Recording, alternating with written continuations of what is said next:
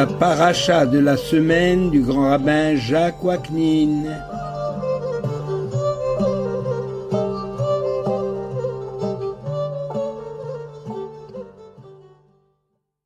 Chers amis, bonjour. La paracha Balak, le prophète Bilham a dit vrai. Dans la littérature rabbinique, lorsqu'on parle du prophète Bilham, on lui accole le qualificatif de Bilham Racha, dont la signification est qu'il n'était pas un tzaddik, un homme juste et intègre comme le fut Abraham, comme cela est écrit dans le Pirkei Avot.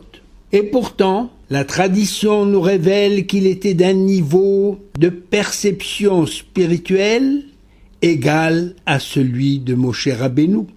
Il avait percé le secret de la spécificité du peuple de Dieu et par conséquent, il pouvait deviner quelle serait sa destinée. Généralement, on considère que la qualité de prophète est celle d'un homme pouvant prévoir l'avenir. Mais pour la Torah, le prophète est d'abord un homme inspiré qui a la connaissance de ce qui se passe dans les sphères célestes et qui doit employer ses aptitudes pour le bien de l'humanité.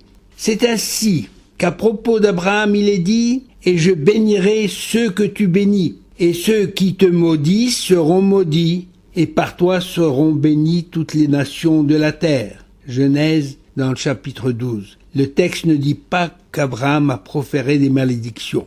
Ceux qui le maudissent seront maudits d'eux-mêmes. Tandis que Bilham savait avec exactitude le moment précis où Dieu manifeste sa colère qui dure une fraction de seconde. Et Bilham voulait saisir cette occasion pour maudire le peuple d'Israël. Mais l'Éternel, dans son amour pour Israël, a changé en bénédiction les intentions mauvaises de Bilham à l'encontre d'Israël. Comment agissent les bénédictions et les malédictions est un domaine qui échappe à l'entendement humain.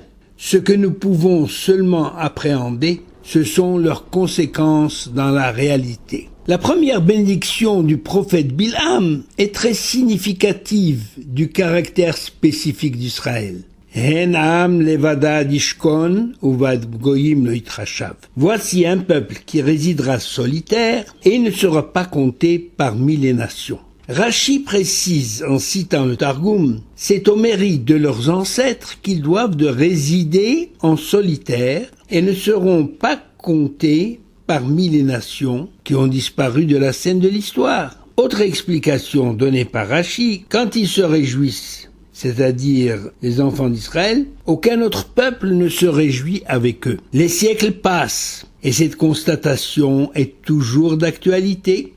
Les nations préfèrent un peuple juif meurtri, tenu à l'écart, confiné dans des ghettos, rétrograde, faible et soumis, à la traîne des puissances de ce monde, plutôt qu'un peuple fier et sûr de lui, relevant la tête, un peuple bâtisseur, pouvant éclairer le monde de sa sagesse. Rashi poursuit son commentaire ainsi, mais quand les peuples idolâtres sont dans le bonheur, alors les Juifs le partagent, ils partagent ce bonheur avec chacun d'eux, sans que cela leur soit compté. C'est-à-dire, on ne tient aucun compte de la fidélité et de la loyauté exemplaire des Juifs. En d'autres termes, les Juifs ont beau essayer de s'assimiler au sein des nations, en adoptant leur mode de vie, leur philosophie, les Juifs sont montrés du doigt et désignés comme tels, des êtres à part. C'est une constante dans tous les pays du monde et à toute époque, bien que les Juifs soient un modèle d'intégration, devenant souvent plus royalistes que le roi. Et plus les Juifs essayent de vouloir être comme tout le monde, plus ils sont stigmatisés et l'objet de discrimination. Regardons ce qui se passe aujourd'hui dans notre monde du mensonge. Malgré tous les efforts qu'il entreprend pour respecter certaines lois morales et humanitaires en accord avec celles admises sur le plan international, Israël est l'objet de critiques constantes, taxé de cruauté, d'usurpateur, d'apartheid. La malédiction inscrite dans la paracha Kitavo, Deutéronome 28-37, n'a jamais été aussi criante qu'aujourd'hui. Tu deviendras l'étonnement la fable est la risée de tous les peuples. Vehaïta, les machal, velishnina, les chamal, les machal, vishnina. Aujourd'hui, il est rare d'ouvrir un journal ou d'écouter un bulletin d'information sans qu'il soit question d'Israël, pour le décrier ou le blâmer. L'État d'Israël est devenu aujourd'hui, en quelque sorte, le juif des nations. Comment comprendre cette malédiction de la Parasha Kitavo, malgré la promesse que l'Éternel changera toutes les malédictions en bénédictions? Il y a deux manières d'aborder l'histoire.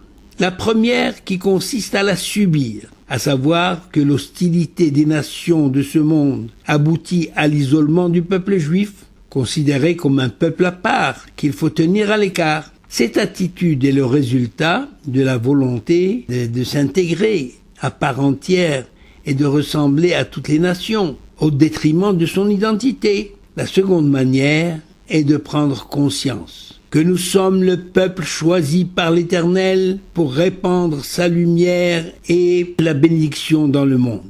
En affirmant notre identité, nous mettons l'accent sur ce que la Torah a déjà apporté à l'humanité et combien la sagesse divine peut encore contribuer à son bonheur. Cette seconde manière d'un Israël fier, porteur de valeurs dans tous les domaines de la vie, fera parler d'Israël tout autant, mais ce sera pour s'inspirer de sa doctrine d'amour et de justice. Qu'en est-il de Bilham et pourquoi l'appelle-t-on Bilham Aracha? En lisant attentivement le passage de la Torah concernant toute l'action de Bilham, on s'aperçoit que le prophète des nations n'a fait qu'obéir aux ordres divins, et pas une seule fois il n'y a dérogé, malgré la déception et les remontrances du roi de Moab qu'il a mandaté pour maudire Israël.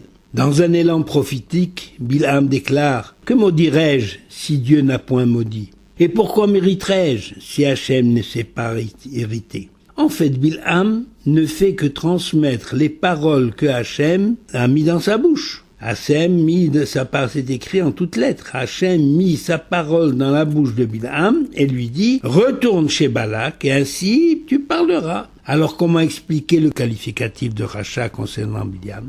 En fait, la colère de Balak s'enflamme contre Bilham, qui retourne dans son pays lointain. L'échec de Bilham aurait pu s'arrêter là, mais dans sa haine contre Israël, il eut recours à un autre plan pour créer une situation où Dieu lui-même va s'irriter contre son peuple et la malédiction de Hachem va donc s'abattre sur le peuple à la suite de la faute des enfants d'Israël avec les filles de Moab et surtout celles de Midian.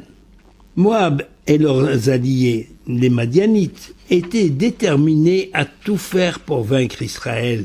Et Bilham est revenu de sa lointaine résidence pour leur conseiller que seule la débauche et l'idolâtrie peuvent faire chuter Israël. Selon le Halchir, les filles de Madian, plus entreprenantes que celles de Moab, s'adonnèrent à la prostitution et entraînèrent les jeunes gens vers le culte de Baal-Péor. Alors Moïse intima aux juges l'ordre de sévir contre tous ceux qui se sont compromis avec les filles de Moab. Et sur ces entrefaites, Zimri ben Salou, un des chefs de la tribu de Shimon, amena devant Moshe Rabbeinu, aux yeux médusés de toute l'assemblée, une fille d'un dignitaire madianite du nom de Cosbi Batsour. Et à la suite de l'intervention courageuse de Pinchas, qui transperça à mort le couple enlacé, le fléau qui avait sévi et au sein du peuple s'arrêta. Mais malgré tout, il y eut quand même 24 000 morts. C'est pourquoi l'Éternel a demandé à Moïse d'organiser une vaste campagne punitive contre Madian. Ce sera sa dernière action. Au cours donc une vaste campagne punitive, au cours de laquelle l'instigateur de l'effroyable catastrophe, Bilham Haracha va trouver la mort. C'est-à-dire qu'après avoir ressenti son incapacité à maudire Israël, Bilham, un homme sans foi ni loi, va employer les moyens les plus méprisables pour arriver à ses fins, la malédiction d'Israël. Et il y est arrivé. C'est pourquoi il mérite bien son titre de Bilham Haracha. Beracha Behatzlacha.